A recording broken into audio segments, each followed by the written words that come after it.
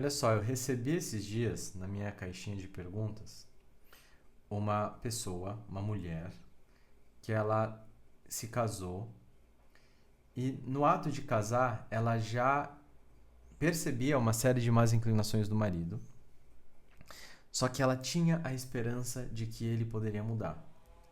Isso com o tempo foi fazendo com que ela fosse tomando uma série de posturas dentro do casamento e ela me manda a seguinte mensagem na caixinha de perguntas do Instagram. Abre aspas. A gente se coloca nesse lugar tentando controlar o outro, pensando que ele vai mudar, mas ele não muda. E aí eu conduzi essa conversa da seguinte forma, que através do controle vocês não vão conseguir mudar os seus maridos ou as suas esposas. E muitas vezes é isso que vocês tentam fazer. Tentam mudar através do controle.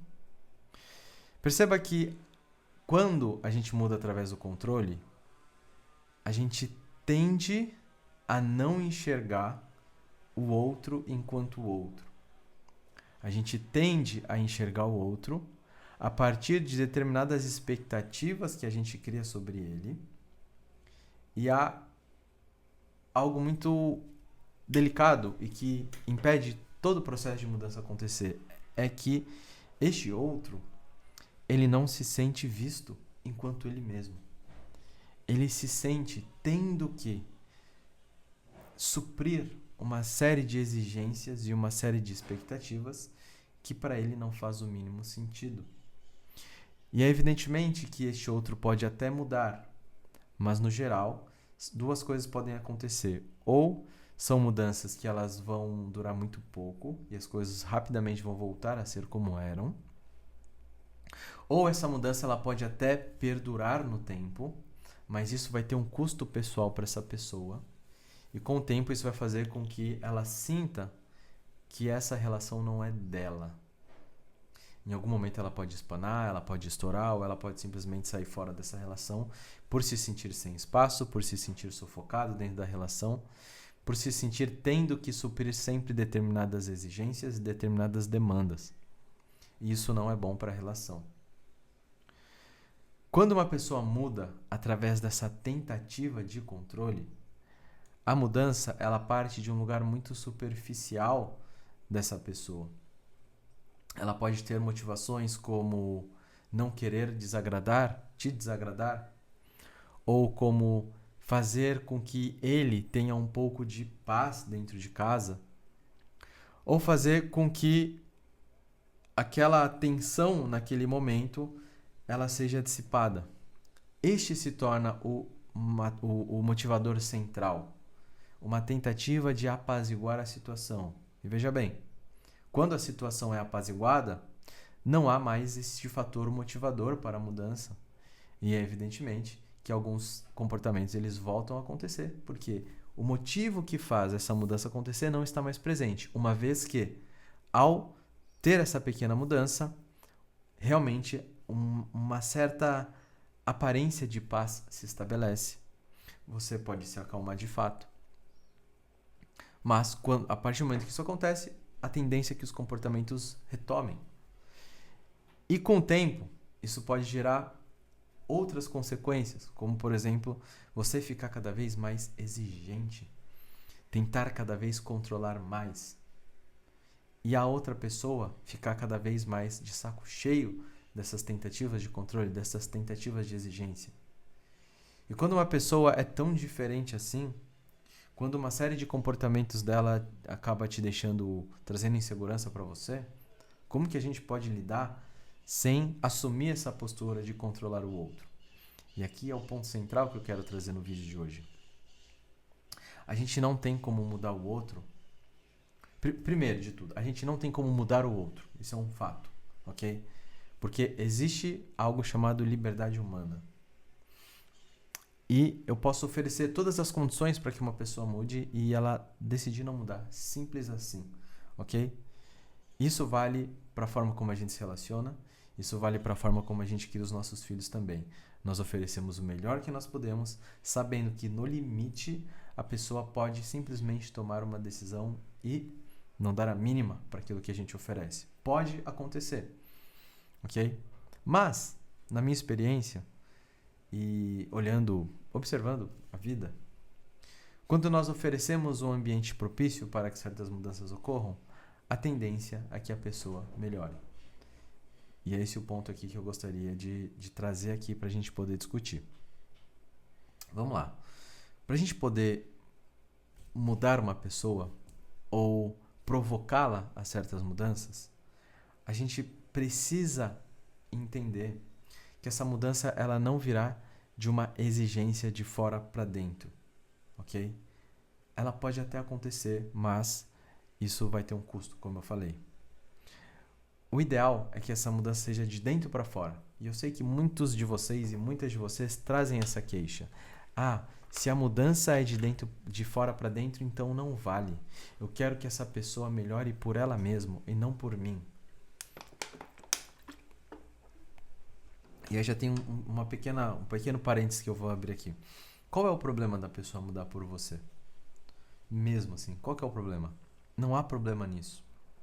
O problema é ela mudar pelas motivações erradas. Eu posso mudar porque eu realmente compreendo que uma série de comportamentos meus são prejudiciais para a relação e que eu não quero, que são comportamentos que geram mágoa, geram inseguranças e por isso eu desejo mudar.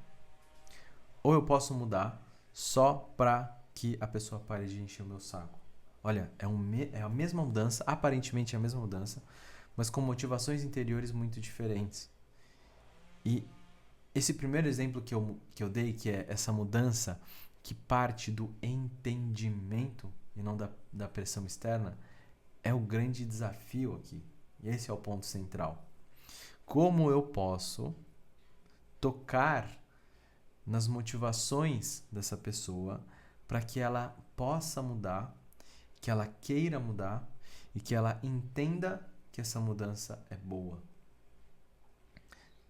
Duas coisas a gente precisa olhar para isso acontecer. A primeira coisa é: a gente precisa primeiro conhecer muito bem essa pessoa. A gente precisa ter uma compreensão de quais são as motivações por trás de determinados comportamentos. O que essa pessoa sente? O que essa pessoa pensa? Qual é a história de vida dessa pessoa? O que faz ela agir de determinada forma? E para isso eu preciso conhecer essa pessoa. Só que para eu conhecer essa pessoa, eu preciso abrir mão de um determinado comportamento. E que comportamento é esse? É o comportamento de eu tirar conclusões muito precipitadas sobre o que o outro é e sobre o que ele faz. Conclusões precipitadas essas que eu tiro apenas observando os seus comportamentos e não questionando e não buscando conhecer de fato, ok? Vou dar um exemplo aqui para ilustrar. Por exemplo, o meu marido, ele é um manipulador, por exemplo. Olha, pode ser que sim.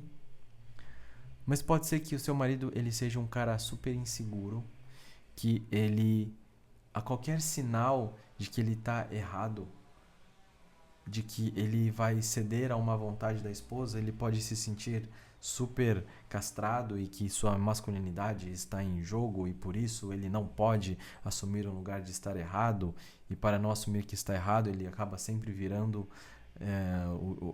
a situação para parecer que ele está certo, entende? Então eu posso reduzir um comportamento, eu posso reduzir o outro chamando-o de manipulador, ou eu posso compreender quais são as suas motivações e o que está por trás de tais comportamentos. É uma postura completamente diferente. E essa postura de eu conhecer e compreender o outro em profundidade é o que faz com que eu conheça ele de fato e não crie uma imagem sobre essa pessoa com base nas minhas projeções que não condiz com a realidade do que essa pessoa é de fato. Este é um cuidado que nós precisamos ter. Mas para eu conhecer essa pessoa de fato, eu preciso ter uma real intenção de conhecê-la. Senão, a tentação de eu tirar conclusões precipitadas é muito grande. E vamos lá. Eu vejo com muita frequência no meu consultório casais tirando conclusões muito precipitadas a respeito do outro. Extremamente precipitadas, certo?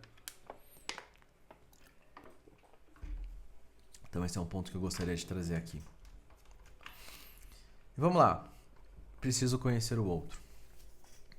E entender por que ele age dessa forma. E segundo, eu posso trabalhar em novas motivações para que esse outro mude. Eu posso apresentar para ele por que determinadas mudanças são boas. Só que para isso eu preciso ter uma ideia do que seria um bom casamento. Eu preciso ter uma clareza. E essa clareza do que é um bom casamento, ela precisa ser compartilhada entre os dois.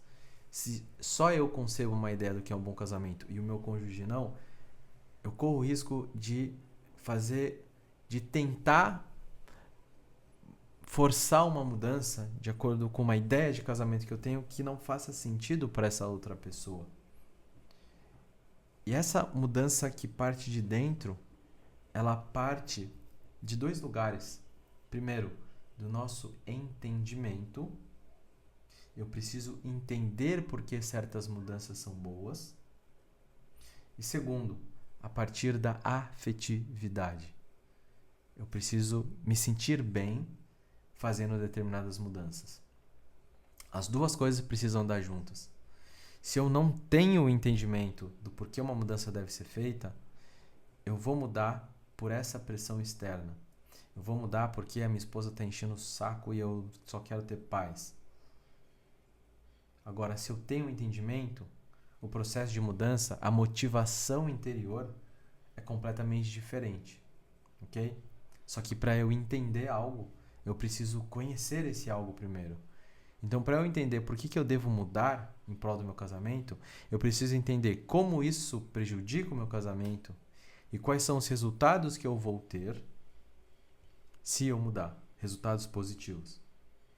Ok? E para isso eu volto aqui na tecla de que os casais eles devem conceber um ideal em comum do que é um casamento. Isso é muito importante.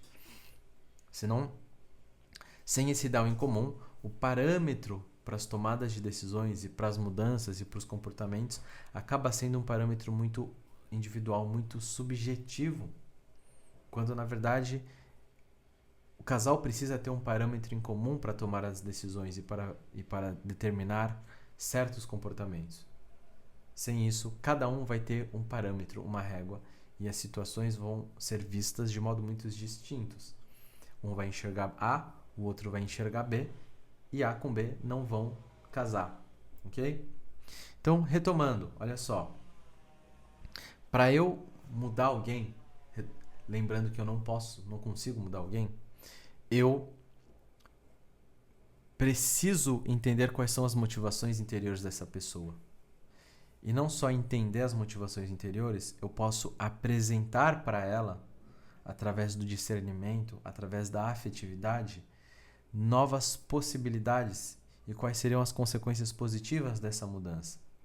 Isso vai exigir tempo de diálogo, vai exigir disposição de coração, de saber que muitas vezes a pessoa não enxerga as coisas da forma como você enxerga, de saber que essa pessoa ela tem uma história de vida que envolve uma série de frustrações, uma série de valores diferentes do seu, e que para fazer esse ajuste, isso leva tempo. Mas esse ajuste ele não pode ser feito através de uma tentativa de controle, mas sim a partir do entendimento de quais são as motivações interiores dessa pessoa e entender como você pode apresentar novas motivações para que essa pessoa possa mudar. É até aí onde você pode chegar. Há uma frase muito interessante, que eu gosto bastante, que é: você não consegue mudar ninguém, mas você pode ser o motivo para que essa pessoa mude. E se esse motivo ele é um motivo que parte do interior, que parte do nosso entendimento e parte da afetividade, aí sim são mudanças duradouras. Aí sim são mudanças efetivas de fato e não só mudanças para colocar um band-aid numa ferida que está doendo ou num pequeno incômodo que acomete o casal. Eu gostaria que você meditasse sobre essas palavras aqui e que você comentasse aqui embaixo o que você pensa sobre isso. A sua opinião é muito importante porque é a sua opinião que vai conduzir aqui a forma como eu vou apresentando determinados conteúdos. E é isso, e é bom saber o que você pensa também. Eu estou falando aqui sozinho para uma câmera, então é sempre bom falar com uma pessoa. Então comenta aqui embaixo para a gente continuar o nosso diálogo, ok? Nos vemos no próximo vídeo. Um grande abraço.